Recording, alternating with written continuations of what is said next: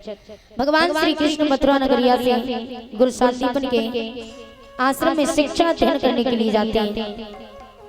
तो वहां पर जाकर के भगवान की भेंट सुदामा जी से हुई। सुदामा और भगवान श्री कृष्ण दोनों घनिष्ठ मित्र बन जाते हैं। एक दिन क्या हुआ, एक दिन भगवान श्री कृष्ण और सुदामा को गुरु माता ने वन में भेजा।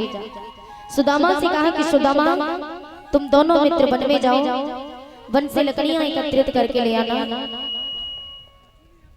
तुम भगवान श्री कृष्ण और सुदामा जाने लगे तो गुरु माता ने सुदामा को थोड़े से चने दिए और कहा कि वन में यदि तुम दोनों भाइयों को भूख लगे तो दोनों मित्र मिलकर के ये चने खा लेना।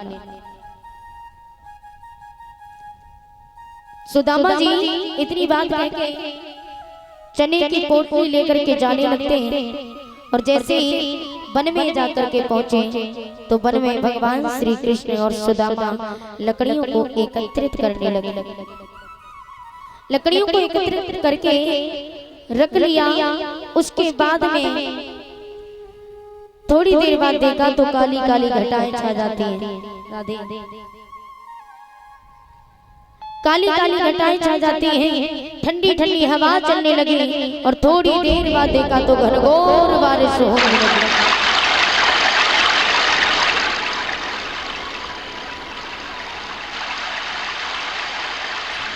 जिस समय घनघोर बारिश होने लगी तो उसी समय सुदामा और भगवान श्री कृष्ण पेड़ के तले से चिपक जाते हैं। पेड़ के तले दोनों कुमार सर्दी से सुखड़े जाते हैं। ठंडी हवा के झोंकों से दुखियारे कांपे जाते हैं।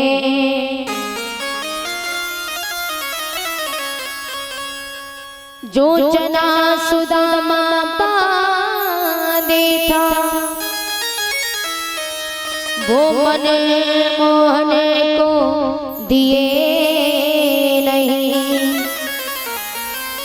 धीरे धीरे चावन लागे प्रभु से व्यवहार किया नहीं। सुदामा जी जो गुरु माता ने चने दिए वो चने की पोटली लेकर के सुदामा खोल करके अकेले अकेले चने खाने लगे। भगवान श्री कृष्ण ने कहा सुदामा क्या खा रहे हैं, जरा मुझे भी दो ना, बहुत तेजी से भूख लगी है। सुदामा ने कहा कन्हैया मैं कुछ नहीं खा रहा, अरे सर्दी के कारण मेरे दांत कटकट हो रहे हैं। भगवान श्री कृष्ण सुदामा से कहते सुदामा झूठ क्यों बोलते हैं? तो कहते हैं कि सुदामा को श्राप भगवान श्री कृष्ण ने दिया। क्या ये सच है? सोचिए जरा, थोड़े से चने की खातिर भगवान श्री कृष्ण अपने बचपन के मित्र को इतना बड़ा श्राप नहीं दे सकते। बल्कि सुदामा को श्राप किसी ने नहीं दिया, सुदामा ने जानबूझ करके श्राप अपने सर पे लिया था। उन्हें श्राप दिया किसी ने नहीं था।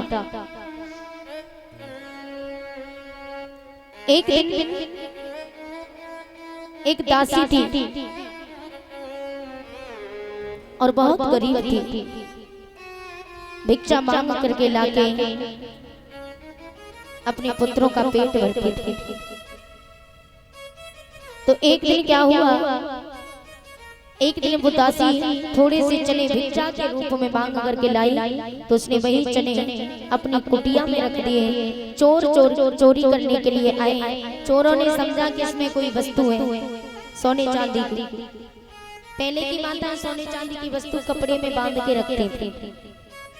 चोरों ने सोने चांदी की वस्तु समझी तो चोर पोटली उठा करके ले जाने लगे। दासी ने देखा कि पोटली पता नहीं कौन ले गया तो दासी ने श्राप दे दिया कि जो भी वो चने खाएगा वो निर्धन हो जाएगा। दासी ने श्राप दिया, सुदामा को नहीं दिया था। उसने तो ये कहा कि जो भी ये चने खाएगा वो निर्धन हो जाएगा। चोरों ने देखा इसमें तो चने हैं, तो चोर वही चने की पोटली गुरु शांतिपन के आश्रम में फेंक करके चले जाते हैं। और जैसे ही फेंक करके चले गए, सुबह गुरु माता ने झाड़ू लगाया तो झाड़ू लगाते समय वही चने की पोटली गुरु माता को मिलती है। गुरु माता ने वही चने सुदामा को दिए, तो सुदामा बहुत बड़े ज्ञानी थे। सुदामा को एकदम से झटका लगता है। सुदामा समझ गए कि ये चने श्राप हैं। मित्र हो तो ऐसा होना चाहिए, कृष्ण और सुदामा की तरह, जो भगवान को बचाने के लिए सुदामा श्राप अपने सर ले लेते हैं। सुदामा ने कहा कि ये तो तीनों लोकों के स्वामी हैं, यदि इन्होंने चने खा लिए तो ये सारी दुनिया इनसे झोली फैला के भीख मांगती है, और जब ये चने खा लेंगे यही श्रापित हो जाएंगे, ये दुनिया वालों से भीख मांगेंगे, तो भगवान में और भक्त में फिर क्या फर्क रह जाएगा। इसलिए सुदामा ने भगवान को बचाने के लिए श्राप अपने ऊपर ले लिया। तो कहते प्यारे मित्र हो तो कृष्ण सुदामा की तरह, वरना इस दुनिया में मित्र मतलबी मिलते हैं। अपने मतलब के लिए तो कहेंगे तू मेरे जिगर का टुकड़ा है, तू मेरा मित्र है, तू मेरा सब कुछ है, और मतलब निकल जाने के बाद उसको ठोकर मार देते। हमें जितना सतर्क अपने दुश्मन से नहीं, उतना सतर्क हमें अपने मित्र से रहना चाहिए, क्योंकि अक्सर करके दगा करता है तो एक थाली में खाने वाला ही दगा करता है। मुंह पे तो मीठी मीठी बातें बोलेगा, लेकिन उसके पेट में छुरियां चलती हैं आपके प्रति। दुश्मन होगा तो कम से कम सामने से वार तो करेगा। दुश्मन कभी पीठ पीछे वार नहीं करता। पीठ पीछे वार कौन करता है? सिर्फ मित्र, क्योंकि यदि मित्र ने सामने से वार किया तो सच्चाई सामने आ जाएगी कि मेरा मित्र होके और मेरा दुश्मन बन गया। इसलिए मित्रता भी कायम बनी रहे और दुश्मनी भी पीठ पीछे निभा सके, तो ऐसा काम आपके मित्र ही करते हैं। मित्रता हो तो दूध और पानी की तरह होनी चाहिए। दूध और पानी की तरह। दूध में जब पानी डालते हैं ना, पानी का रंग अलग है और दूध का रंग बिल्कुल अलग है। दोनों का रंग और दोनों का गुण बिल्कुल भिन्न है, बिल्कुल अलग, बिल्कुल विपरीत है। लेकिन फिर भी जल जब दूध में डालते हैं, पानी को जब दूध में डालते हैं तो दूध पानी को अपना रंग, अपना रूप और अपना स्वाद, अपना महत्व, अपना गुण और यहाँ तक कि अपना भाव सब कुछ पानी को दे देता है। दूध में पानी डालने के बाद फिर पता नहीं चलता कि इसमें पानी है कि नहीं है, क्योंकि दूध सब कुछ अपना पानी को सौंप देता है। दूध को जब पकाते हैं ना, दूध जब जलने लगता है तो पानी सोचता है कि भैया तूने मुझे अपना रंग दिया, रूप दिया, गुण दिया और मेरा मोल भी बढ़ा दिया, तो मैं तुझे कैसे चलने दूंगा। तो दूध में जब तक पानी रहता है तो पानी स्वयं जलने लगता है, लेकिन दूध को जलने नहीं देता। तो दूध सोचता है कि मेरा मित्र मेरी वजह से जल रहा है, तो दूध भी क्रोध में उफान भर के उठता है आग बुझाने के लिए। इसलिए प्यारे, मित्रता हो तो दूध और पानी की तरह, जो एक दूसरे के लिए दोनों साथ साथ मिटते हैं। तो मित्रता दूध और पानी की तरह था, क्योंकि अक्सर करके संसार में लोग खून खून से कटता है। कहते हैं कि इस जमाने में कलेजा तक हिला देते लोग, कि इस जमाने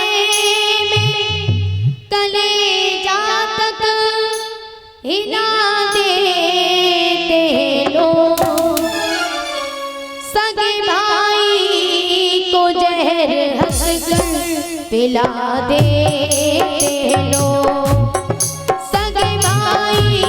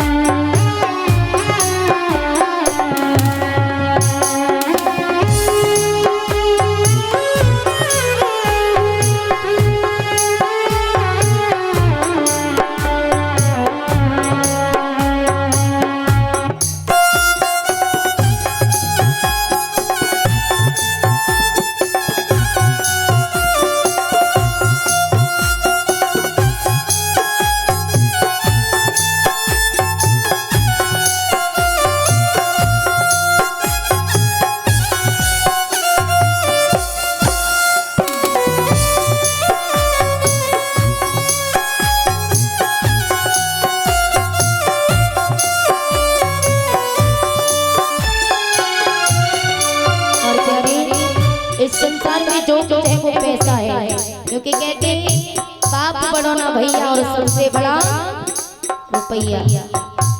पैसे बिन प्यार कहाँ, पैसे बिन यार कहाँ, पैसे बिन प्यार कहाँ, पैसे बिन यार कहाँ, गैर तो गैर हुए अपनों से प्यार कहाँ, गैर तो गैर हुए अपनों से प्यार कहाँ, गैर तो गैर हुए अपनों से प्यार कहाँ, गैर तो गैर हुए अपनों से प्यार कहाँ, बैठ कर दिल में राज दिल का चुरा लेते लोग, बैठ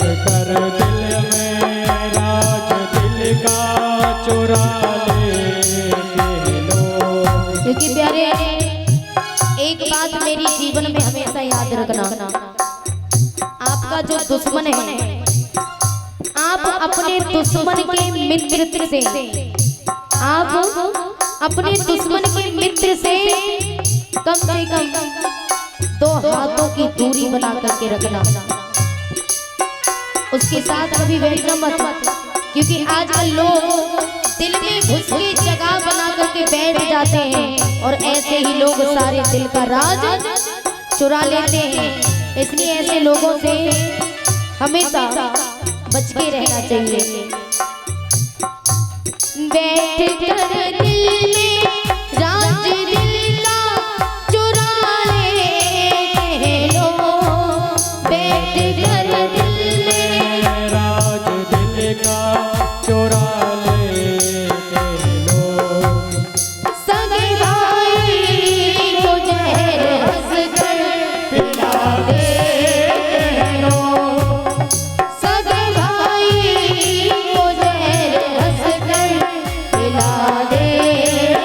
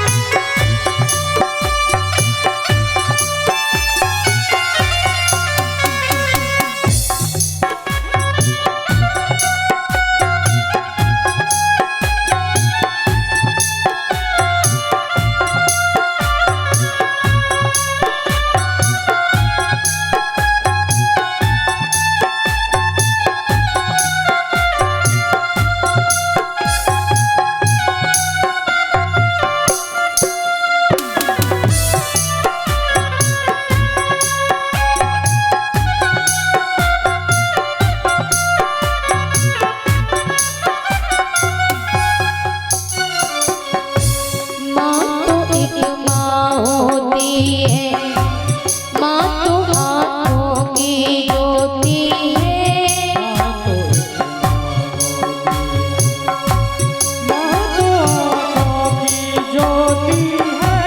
माँ तो एक माँ होती है, माँ तो आँखों की ज्योति है। माँ तो एक माँ होती है, माँ तो एक आँखों की ज्योति है। उनसे पूछो जिंदगी नहीं एक माँ होती है। उनसे पूछो जिंदगी नहीं माँ होती है। कहते मेरे दोस्तों ने कि मेरे दुश्मनों ने मेरी मौत सजा रखी थी। प्यारे जिनके माँ बाप की दुआएं, जिनके आशीर्वाद जिसके भी सर पे होता है उन्हें कोई कुछ बिगाड़ नहीं पाता। मेरे दुश्मनों ने मेरी मौत विचार रखी थी। मेरे दोस्तों ने मेरी कब्र सजा रखी थी। ये तो शुक्र है मेरे माता पिता का कि मेरे सर पे मेरे माँ बाप की दुआ रखी थी। माँ तो एक माँ होती है, माँ तो आँखों की ज्योति है।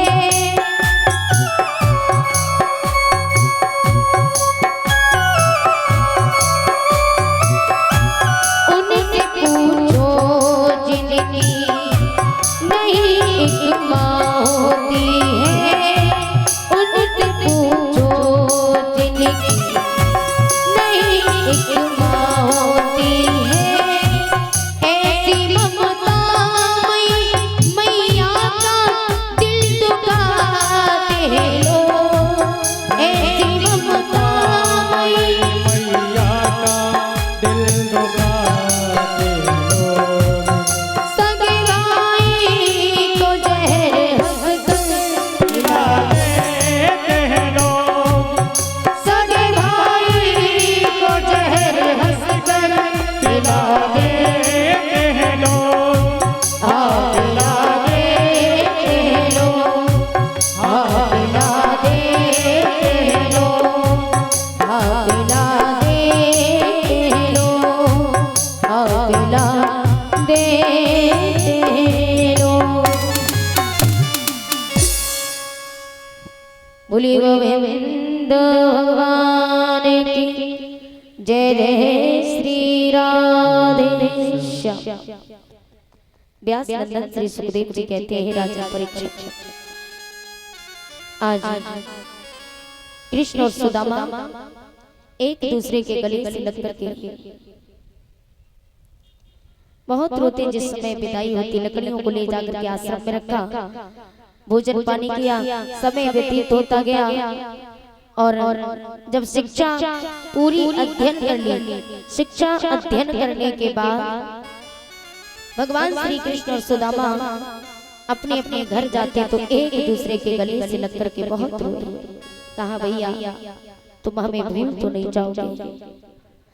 भगवान श्री कृष्ण कहने लगे मैं किसी को नहीं भूलता, शायद आप मुझे भूल जाओ। आज एक दूसरे के गले से लग करके बहुत रोए। अपने अपने गांव जाते हैं। सुदामा जी अपने गांव पहुंचे। बड़े होकर के सुदामा का विवाह भामिनी के साथ में हुआ, जिन्हें सुशीला भी कहते हैं। और भगवान श्री कृष्ण मथुरा नगरिया में लौट करके आए तो मथुरा नगरिया में